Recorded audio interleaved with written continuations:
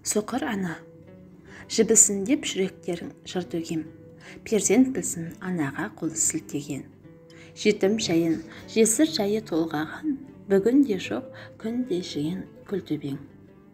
Адамды Алла нар мақсатпен жіберген, мақсатыңды танып сезіп білер мен. Ата-анадан биік қойған бар малын, қуыс кеуде, топанбас көп білем мен.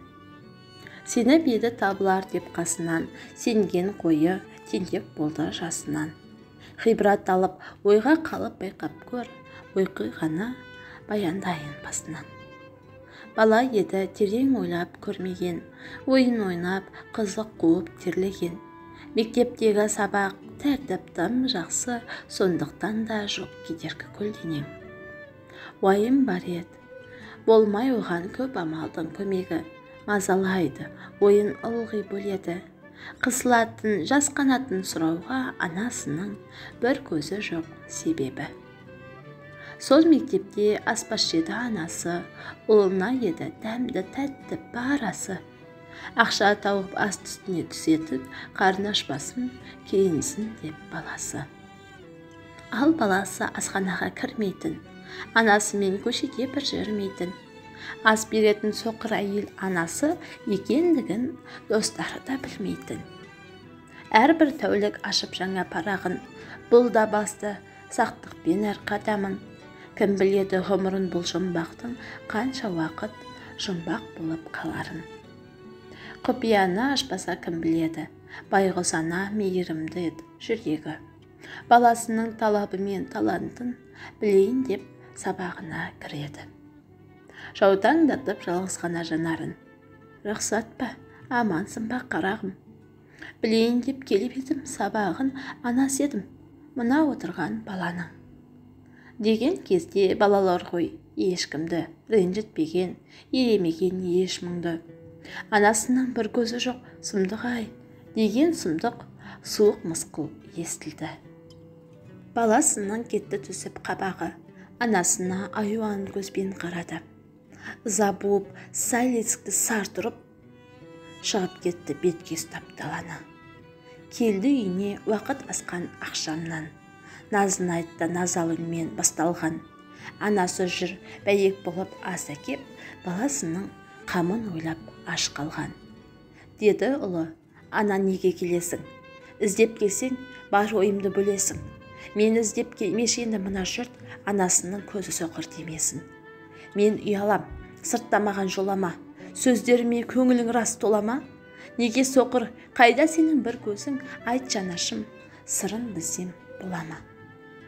Жылады ана, еңіреді, егілді, үйренген ғой, келген мұңға көнуді. Шын жылады, соқыр көзден жас шықты, көкірегінде бар құпия көмулі. Кешір қалқам, не десең сол болады, айтқан сөзің ақылыма қонады.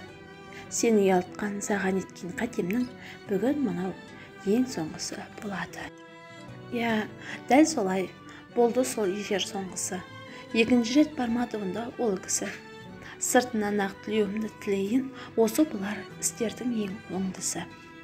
Баласының тілек осы қалаған, жеке жүрсе бақытты өзін санаған. Деп ой дейді, құтылар ем шешемнен, оқу бітсем, келмей қойсам қаладан. Солай жүріп бітірді оқу балада, бұрынғыдан бетер суық анаға. Білім алып қайтамын деп жиналып, тартып кетті шетел асып қалаға.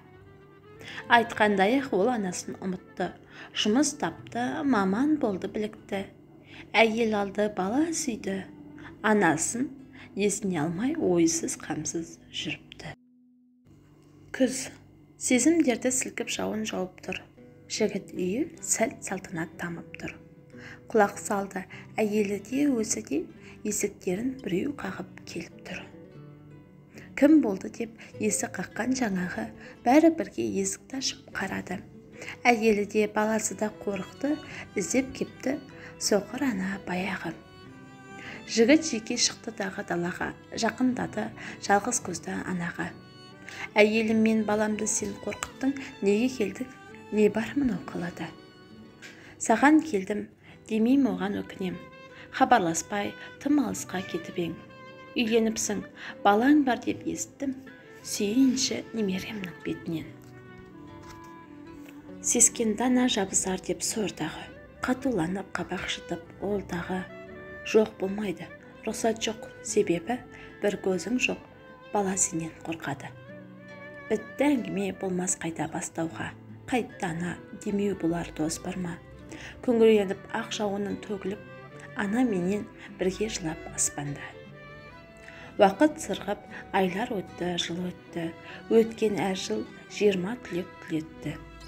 Ауылға кел сағындық деп достары хат жіберіп, шақыртыпты жігітті. Жол ұзақ деп жігіт аздап қиналды, деген менен барамын деп ұйғарды. Әйелді алып, баланы алып, сол күні жол жүрмекке отбасымен жиналды. Келді ауылға, мауқын басты тарады. Жігіт ойы басқа арнаға ауады. Балалықты еске алсам деп жаяулап, өзі тұрған ескі үйге барады. Үйден шықты егде әйел. Сен келдің бе, өзгермепсің, таныдым. Анаң айтқан, анаң қайтқан, қалдырып еді аманат. Мен ашпадым, оқы өзің шарығым. Берді қағаз 4 бұрышта бүктеген, деді жігіт, түсінбедім түккемен. Ашып көріп оқимын деп оңаша, кетті жігіт, барау хабар күтпеген.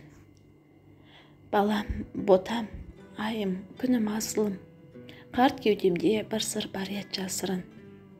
Кеудемді өртеп барады сол күрең ой, жаздым хатқа, оқып балам біле ғой. Нәрестетің түспей тұғын қолымнан, бағым көбет бүгінгідей сорымнан. Әкең бар ет жаны жақын балаға, үйден шықтық, қыдырсақ деп қалаға. Болықты да бірге кетіп арманы, жол апаты жан әкеңді жалмады.